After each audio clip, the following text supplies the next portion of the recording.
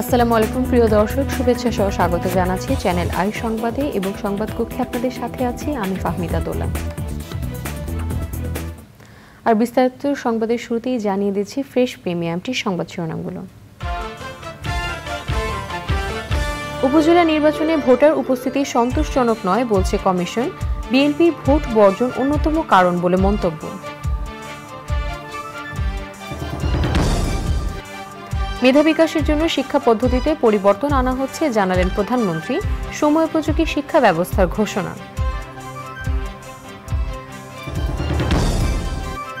সোনালী life ইন্স্যুরেন্সের ২৭,০০০ কর্মী কমিশনের টাকা আটকে রাখার অভিযোগ, বীমা গ্রহীতাদের পাওনাও দিতে পারছে না প্রতিষ্ঠানটি।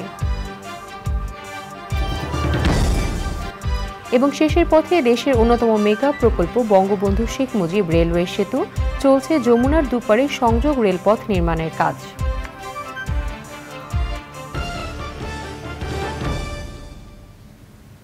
সংবাদ শিরোনামগুলো জানাচ্ছিলাম। এখনকার সংবাদ আয়োজন একই সঙ্গে চ্যানেল আইয়ের ইউটিউব চ্যানেলে এবং চ্যানেল আইয়ের ওটিটি প্ল্যাটফর্ম আই স্ক্রিনে লাইভ স্ট্রিম হচ্ছে। যাচ্ছে বিস্তারিত প্রসঙ্গে।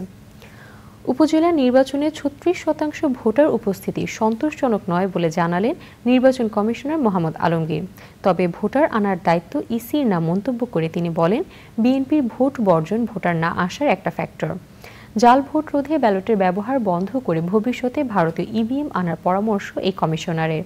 মন্ত্রী এমপিদের লাগাম টেনে ধরায় প্রথম দফায় ভোটের পরিবেশ সুষ্ঠু ছিল জানিয়ে তিনি বলেন, দ্বিতীয় ধাপে কেউ প্রভাব বিস্তারের চেষ্টা করলে ব্যবস্থা নিতে দ্বিধা করবে না ইসি। রিপোর্ট সোমা ইসলামের। দলীয় প্রতীকে ২০১৯ সালে অনুষ্ঠিত ৫ ধাপের উপজেলা নির্বাচনের প্রথম ধাপে ভোটার উপস্থিতি ছিল প্রায় ৪৪%। যদিও ১৯ সাল থেকে উপজেলা ভোট বর্জন করেছিল বিএনপি। ৫ বছর পরও উপজেলা ভোটে অংশ নেয়নি বিএনপি। ২০২৪-এর ৪ ধাপে উপজেলা নির্বাচনে প্রথম দফায় ভোট পড়েছে প্রায় ৩৬%। এই ভোটার উপস্থিতি কি সন্তোষজনক? এমন প্রশ্ন ছিল নির্বাচন কমিশনারের কাছে। মাঠের বিরোধী দল যেটা আপনারা বলেন, তারা নির্বাচনে আসলে ভোটের হার বেশি পড়তো, এটাই আমার ধারণা। কারণ তখন নির্বাচনের একটা প্রতিযোগিতা হতো, আর নির্বাচনে যখন প্রতিযোগিতা থাকে তখন মানুষের একটা থাকে, ভোটারদের মধ্যে একটা অনেকটা গেমের মতন। ক্রিকেট খেলায় যেমন দুইটা দল যদি সমান থাকে তাহলে দর্শকদের মধ্যে একটা উত্তেজনা থাকে যে কোন দল জিতবে কোন দল জিতবে, তখন কিন্তু ওই আগ্রহ থাকে। কিন্তু যখন একটা দুর্বল দলের সাথে একটা বড় দলের খেলা হয় তখন দেখবেন যে ওখানে টিকিট কেটে কিন্তু দর্শক খুব একটা যেতে চান। ভোটার কম আসলেও সুষ্ঠু নির্বাচন আয়োজনে ইসি কি সফল? এই প্রশ্নের জবাবে নিজেদের সফল উল্লেখ করে কমিশনার আলমগীর বললেন, সরকারি দল মন্ত্রী এমপিদের নিয়ন্ত্রণ করেছে বলেই ভোটের মাঠ বেসামাল হয়নি। মন্ত্রী এমপিরা এই নির্বাচনে যাতে কোনো প্রভাব বিস্তার করতে পারে না, এটা আমাদের আইনেও আছে, কোনো রকম প্রভাব বিস্তার করতে পারবেন না। আমরা বলার আগেই সরকার সেটা বলে দিয়েছে। এটা অবশ্যই আমাদের জন্য হয়েছে, মানে কি বলবো, সহায়ক ভূমিকা হিসেবে পালন করেছে। আইন প্রয়োগের ক্ষেত্রে কোথাও মানে আমাদের কোনো ডাবল স্ট্যান্ডার্ড থাকবে না, স্ট্যান্ডার্ড একটাই, যে আইন যেই ভঙ্গ করেন তিনি অপরাধী, তাকে শাস্তি পেতে হবে।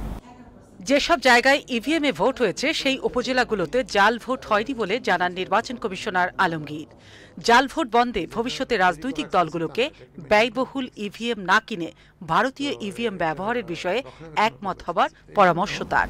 আমাদের দেশের ইভিএমটা যেহেতু বেশি এক্সপেন্সিভ আর ভারতের ইভিএমটা যেহেতু সস্তা, আমার মনে হয় একটা করা যেতে পারে, হাইব্রিড করা যেতে পারে, যেটা আমাদের যে জাল ভোট দেওয়া যাতে এটা বন্ধ করা যায়, সেই সাথে সাথে ভারতের যে ইভিএমে যে পেপার ট্রেলটা আছে সেটা যদি আমরা সংযুক্ত করতে পারি তাহলে কিন্তু এটা অনেক মানে রাজনৈতিক দলের কাছে এটা গ্রহণযোগ্য হবে, ভোটারদের কাছে গ্রহণযোগ্য হবে আমার ব্যক্তিগত বিশ্বাস। দ্বিতীয় ধাপের উপজেলা ভোটে যে কোনো ধরনের সহিংসতা বন্ধে নেওয়া হচ্ছে বাড়তি গোয়েন্দা নজরদারি। সোমা ইসলাম, চ্যানেল আই, ঢাকা। মেধা বিকাশের সুযোগ করে দিতে শিক্ষা পদ্ধতিতে পরিবর্তন আনা হচ্ছে বলে জানিয়েছেন প্রধানমন্ত্রী শেখ হাসিনা। গণভবনে এসএসসি ও সমমানের পরীক্ষার ফল হস্তান্তর অনুষ্ঠানে প্রধানমন্ত্রী বলেন, সময়ের সাথে তাল মিলিয়ে শিক্ষা কারিকুলামে পরিবর্তন আনা হচ্ছে। যারা ভালো ফলাফল করেনি তাদের নতুন উদ্যোগে ভালোভাবে প্রস্তুতি নিতে বলেছেন প্রধানমন্ত্রী। নীলাদ্রি শেখর রিপোর্ট। পরীক্ষার ৬০ দিনের মাথায় প্রকাশ করা হলো এসএসসি ও সমমানের পরীক্ষার ফলাফল। প্রধানমন্ত্রী শেখ হাসিনার হাতে শিক্ষামন্ত্রী মহিবুল হাসান চৌধুরী সম্মিলিত পরীক্ষার ফলাফলের পরিসংখ্যান হস্তান্তর করেন। এরপর একে একে বিভিন্ন শিক্ষা বোর্ডের চেয়ারম্যান প্রধানমন্ত্রীর হাতে বোর্ডের ফলাফল তুলে দেন। ভালো ফল করা শিক্ষার্থী, তাদের শিক্ষক ও অভিভাবকদের অভিনন্দন জানিয়ে প্রধানমন্ত্রী বলেন, ১৫ বছরের শিক্ষার হার ৭৬% উন্নীত হয়েছে, যা বর্তমান সরকারের অর্জন। যারা হয়তো এবার কৃতকার্য হতে পারেনি তাদেরকে আমি বলবো যে এখানে মন খারাপ করার কিছু নেই।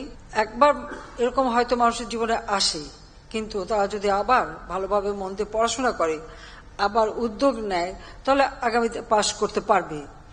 কাজেই সেই আস্থাটা নিয়েই কিন্তু তাদেরকে চলতে হবে। সেই সাথে অভিভাবকদেরও বলবো যে ছেলে মেয়ে ফেল করেছে বলে তাদের জন্য গালমন্দ না করেন, বরং তাদেরকে সান্ত্বনা দিয়ে তারা যাতে আরো মনোযোগ দিয়ে পড়াশোনা করে সেই দিকেই তাদের দৃষ্টি দেওয়া উচিত, তাদের সহানুভূতি দেখানো উচিত। পরিবর্তিত পরিস্থিতিতে বিশ্ব পরিমণ্ডলে টিকে থাকার উপযোগী করে শিক্ষা কার্যক্রম সাজানো হচ্ছে বলেও জানান সরকার প্রধান।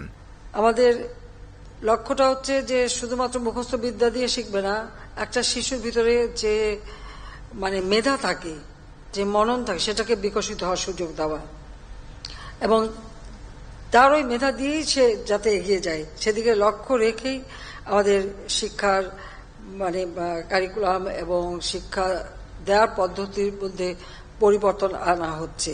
একটা শিক্ষিত জাতি গড়ে তুলেই, কারণ দারিদ্র্য বিমোচন আমাদের লক্ষ্য, শিক্ষিত জাতি ছাড়া একটি দেশ দারিদ্র্যমুক্ত হতে পারে না, এটা হলো বাস্তবতা, সেটা আমি বিশ্বাস করি। কাজে সেইভাবে আমরা আমাদের দেশকে এগিয়ে নিয়ে যাব। ছেলেদের পাশের হার কেন কম তা খুঁজে বের করার নির্দেশ দিয়ে ছেলেরা যেন কিশোর গ্যাং থেকে বিরত থাকে সেদিকে নজর দিতে বলেন প্রধানমন্ত্রী Sheikh Hasina. Niladri Shekhar, channel I, Dhaka. Bangabandhu satellite ১ মহাকাশে উৎক্ষেপণের ৬ষ্ঠ বার্ষিকী উদযাপন করল Bangladesh satellite company limited. Bangabandhu satellite থেকে বর্তমানে দেশের ৪০টি এবং বিদেশের ২৬টি টেলিভিশন চ্যানেল সম্প্রচার হচ্ছে। এতে বৈদেশিক মুদ্রা সাশ্রয় হয়েছে। অনুষ্ঠানে নতুন করে আরও একটি স্যাটেলাইট উৎক্ষেপণের কাজ চলছে বলে জানানো হয়। বিস্তারিত জানাচ্ছেন রফিকুল বাশার। মহাকাশ জয়ের ৬ বছর পার করল বাংলাদেশ। ৬ বছর আগে বঙ্গবন্ধু স্যাটেলাইট ১ মহাকাশে উৎক্ষেপণ করা হয়। এই অর্ধযুগ ধরে নানা সেবা দিয়ে চলেছে বঙ্গবন্ধু স্যাটেলাইট ১। এর মাধ্যমে বর্তমানে দেশের ৪০টি ও বিদেশের ২৬টি টেলিভিশন চ্যানেল সম্প্রচার হচ্ছে। এতে বৈদেশিক মুদ্রা সাশ্রয় হচ্ছে। আগামী ৫ বছরের মধ্যে বঙ্গবন্ধু স্যাটেলাইট ২ উৎক্ষেপণ হবে।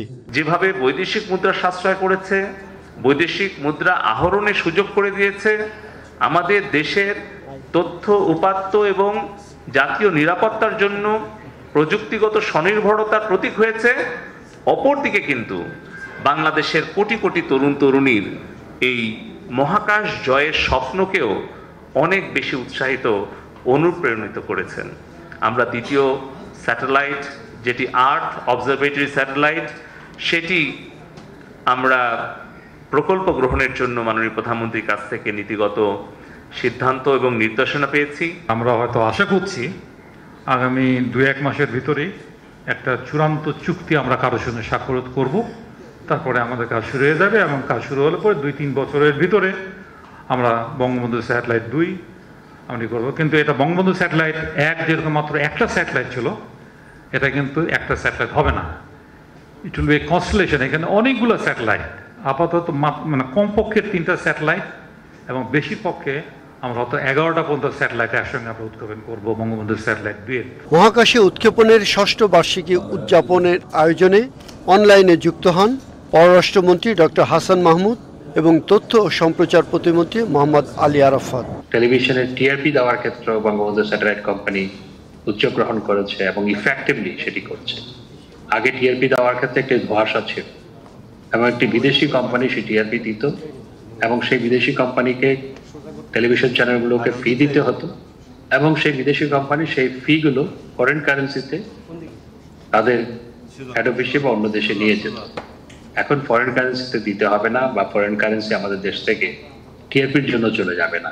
আশা করি যে পর্যায়ক্রমে অন্যান্য বিদেশি চ্যানেলসমূহ দেশের আইন অনুযায়ী বঙ্গবন্ধু স্যাটেলাইট ১-এ যুক্ত হবে এবং বিদেশি চ্যানেলের পাইরেসি বন্ধ হবে। পাইরেসি বন্ধে অবৈধ সেট টপ বক্সের বিরুদ্ধে অভিযান চালানো হবে বলে জানান আইসিটি প্রতিমন্ত্রী। Rafiqul Bashar, channel I, Dhaka. Sonali life insurance প্রায় ২৭,০০০ বিমা কর্মী কমিশনের টাকা আটকে রেখেছে বলে অভিযোগ করেছেন কর্মীরা। তারা বলেছেন, প্রতিষ্ঠার ১১ বছরে কখনোই কমিশন পেতে মাসে ৭ তারিখের বেশি অপেক্ষা করতে হয়নি। এমনকি প্রথমবারের মতো বিমা গ্রহীতাদের পাওনাও দিতে পারছে না ব্যবস্থাপনা কর্তৃপক্ষ। কমিশনের আয়ের উপর নির্ভরশীল প্রান্তিক বিমা কর্মীরা কবে তাদের পাওনা পাবেন সে বিষয়েও তাদের কোনো তথ্য জানানো হচ্ছে না। সোনালী লাইফের প্রশাসক অবসরপ্রাপ্ত ব্রিগেডিয়ার জেনারেল এস.এম. ফেরদৌস বিমা কর্মী এবং গ্রাহকদের শঙ্কিত না হওয়ার অনুরোধ জানিয়ে বলেছেন, শিগগিরই বিষয়টি সমাধান করা হবে। রিজভি নেওয়াজের রিপোর্ট। পরিচালনা পর্ষদ ভেঙে ২১শে এপ্রিল অবসরপ্রাপ্ত ব্রিগেডিয়ার জেনারেল এস.এম. ফেরদৌসকে সোনালী লাইফ ইন্স্যুরেন্সে প্রশাসক নিযুক্ত করে বিমা উন্নয়ন ও নিয়ন্ত্রণ কর্তৃপক্ষ আইডিআরএ। পর্ষদের আবেদনের প্রেক্ষিতে ২২ এপ্রিল ওই সিদ্ধান্ত স্থগিত করে দেয় আদালত। এরপর চেম্বার জজ আদালতে যায় আইডিআরএ। ৩০ এপ্রিল সোনালী লাইফ ইন্স্যুরেন্সে প্রশাসক নিয়োগের সিদ্ধান্ত স্থগিত করে হাইকোর্টের দেয়া আদেশ স্থগিত হওয়ার পর আবারও প্রশাসক পদে বহাল হন এস.এম. ফেরদৌস। উদ্ভূত পরিস্থিতিতে কোম্পানিটির মূল চালিকা শক্তি মাঠের বিমা কর্মীদের কমিশনের অর্থ এবং বিমা গ্রহীতাদের দাবি পাওয়া নিয়ে অনিশ্চয়তা তৈরি হয়েছে বলে অভিযোগ। কার কত টাকা বেতন, কমিশন কোন সিস্টেমে যাবে, এটা ইদরা থেকে পাস করা, যেটা বিগত ১১ বছরের সিস্টেম ফলো করলে কিন্তু বিষয়টা ক্লিয়ার হয়ে যাবে। মানে আমার কাছে খারাপ লাগে যখন কেউ বলে যে আমি আমার বাচ্চার দুধ কিনতে পারছি না। প্রত্যেকটা ক্লেম ৭ দিনে সমাধান করেছে, এই রেকর্ড বাংলাদেশে নাই, শুধুমাত্র সোনালীতে আছে। এই সমস্যাটা হবার কিন্তু কথা ছিল প্রথম দিকে, এত সুনামের কোম্পানি, আমরা খুব গর্বের সাথে কাজ করি, কিন্তু হঠাৎ করে এটা হওয়াতে আমরা সবাই একটু আপসেট। অবশ্য সোনালী লাইফ ইন্স্যুরেন্সের প্রশাসক দাবি করেছেন, প্রতিষ্ঠানের কর্মীদের কেউ কেউ তাকে অসহযোগিতা করছেন, ফলে বিমা কর্মীদের প্রাপ্য অর্থ দিতে খানিকটা সময় লাগছে। যেহেতু এখানে অ্যাডমিনিস্ট্রেটর দেওয়া হয়েছে, তো এইটাকে ফাংশনাল করতে গেলে ডেফিনেটলি আপনাকে সিস্টেমটা বুঝে নিতে হবে। তারপরে এটার আইটি সেক্টর, অন্যান্য যারা অ্যাকাউন্ট এবং ফিনান্স আছে, এখানের অডিট আছে, এই সমস্ত জিনিসগুলো আপনাকে বুঝে নিতে হবে এবং দেন ইউ ক্যান ডেলিভার। তো যে বা যারা এই এজেন্টের কমিশন অথবা এই বিষয়টা নিয়ে যারা যে দাবি দেওয়ার কথা বলছে অথবা যে সিচুয়েশনটা উত্থাপন করছে, সেটা আসলে সঠিক না। যারা টাইমলি পেত তারা টাইমলিই পাবে, কিন্তু এই বিশেষ পরিস্থিতিতে আপনাকে একটু বুঝতে হবে যে এখানে উই নিড সাম টাইম। ২০১৩ সালে চালুর পর থেকে দেশব্যাপী ২৬,৭০৯ জন সক্রিয় বিমা কর্মীর মাধ্যমে গ্রাহকদের সেবা দিয়ে আসছে সোনালী লাইফ ইন্স্যুরেন্স। ১৩০০ ব্রাঞ্চ ম্যানেজার এবং ৭,০০০ ইউনিট ম্যানেজার সহ সব বিমা কর্মীদের এপ্রিল মাসের কমিশন এবং ভাতা বাবদ প্রায় ৬.৫ কোটি টাকা আটকে আছে। Rizvi Nawaz, channel I, Dhaka. শেষের পথে দেশের অন্যতম মেগা প্রকল্প বঙ্গবন্ধু শেখ মুজিব রেলওয়ে সেতুর নির্মাণ কাজ। ৫০টি পিয়ার ও ৪৯টি স্প্যানের সবগুলি বসানোর কাজ শেষ। চলছে নদীর দুপারে সংযোগ রেলপথ নির্মাণের কাজ। নির্ধারিত সময়ের মধ্যে রেল সেতুর নির্মাণ কাজ শেষ হবে বলে জানিয়েছেন প্রকল্প পরিচালক। সিরাজগঞ্জ থেকে ফেরদৌস রবিনের পাঠানো তথ্য ও ভিডিও চিত্রে রাজীব আহমেদের রিপোর্ট। যমুনার বুকে এখন পুরোটাই দৃশ্যমান বঙ্গবন্ধু শেখ মুজিব রেল সেতু। মোট ৪.৮ কিলোমিটার দৈর্ঘ্যের এই সেতুর মূল অবকাঠামোর কাজ প্রায় শেষ।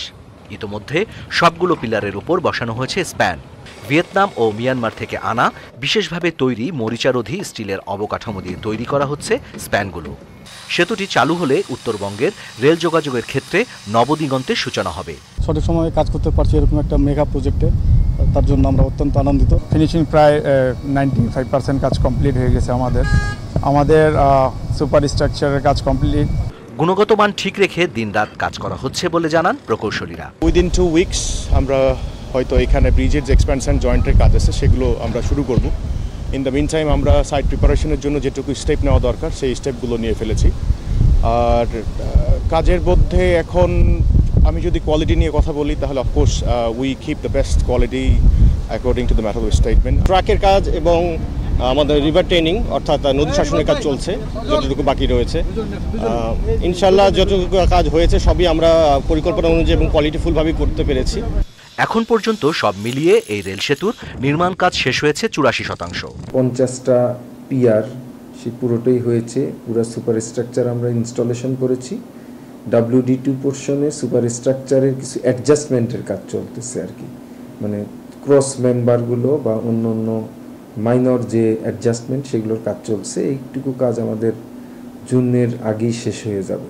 2024 সালের ডিসেম্বরে ডুয়েল গেজ ডাবল ট্র্যাকের এই রেল সেতুটির উপর দিয়ে 100 থেকে 120 কিলোমিটার বেগে প্রতিদিন অন্তত 88টি ট্রেন চলাচল করতে পারবে। নির্মাণ ব্যয় ধরা হয়েছে প্রায় 16,781 কোটি টাকা। Rajib Ahmed, channel I.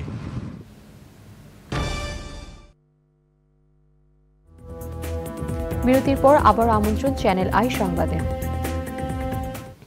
এবারে নিটোল টাটা কৃষি সংবাদ।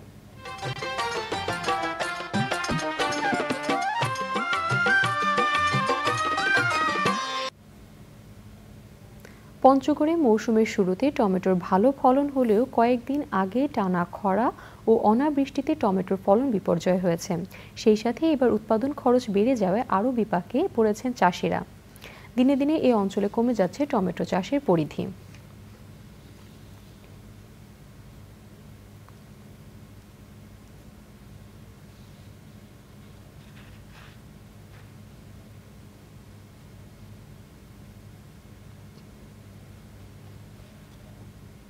এখন দেখবেন প্রকৃতি সংবাদ।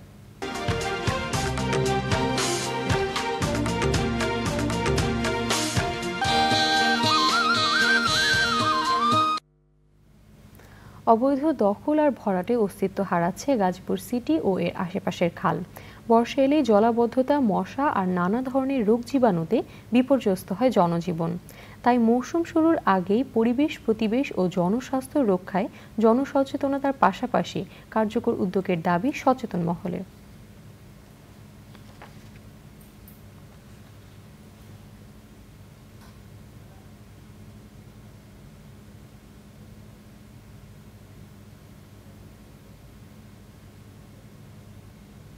এবারে খেলার খবর।